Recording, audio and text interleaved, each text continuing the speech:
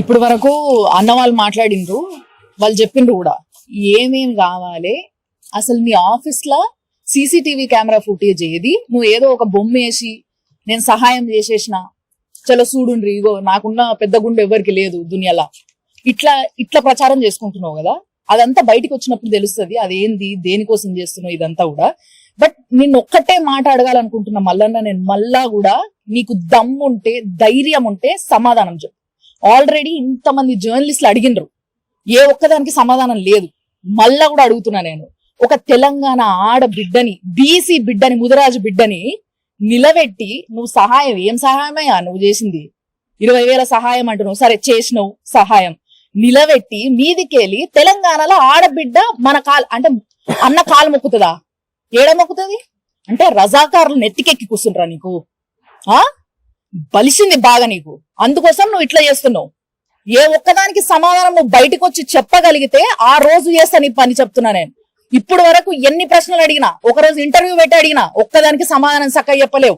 మొన్నొక రోజు రజాకారులు అంత గొప్ప లెవెల్ లేడు అసలు దునియాలో అన్నట్టు మాట్లాడినావు, ఆ రోజు అడిగినా దానికి సమాధానం చెప్పలేవు. ఇప్పుడు ఈ బిడ్డ చనిపోయిండు, ఏంది మరి ఆ పిల్లగతి ఏంది, దాని గురించి అసలు ఏం జరిగింది, నీ ఆఫీస్ ముందు ఎందుకు వచ్చి చచ్చిపోయిండు అనే దానికి సమాధానం లేదు. మీదికెళ్ళి కేసులు పెడతావు నువ్వు. కేసులు ఏం భయపడతారు అనుకుంటున్నావు అందరు నీకు?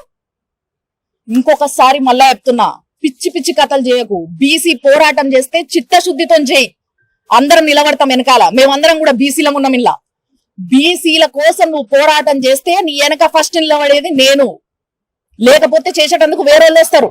నువ్వు అవసరం కూడా లేదు, నువ్వేదో ఉద్ధరిస్తున్నావు అనుకుంటున్నావేమో. దాన్ని చిత్తశుద్ధి లేని నీ బీసీ పోరాటం ఎవ్వడికి పనికిరాదు. నేను అడిగినా కూడా నిన్ను,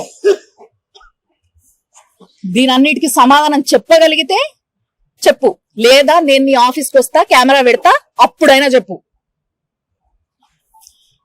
మిత్రులందరికీ థ్యాంక్ యూ. నిజంగా ఇంతమంది సపోర్ట్ చేయడానికి ఈరోజు వీడికి వచ్చిండ్రు కాబట్టి. దీంట్లో ఏ ఒక్కదానికి ఇంతమంది అడుగుతున్నారు కదా, ఇంతమంది ప్రశ్నలకి ఏ ఒక్క దానికి సమాధానం నువ్వు చెప్పినా కూడా ఒప్పుకుంటా నేను.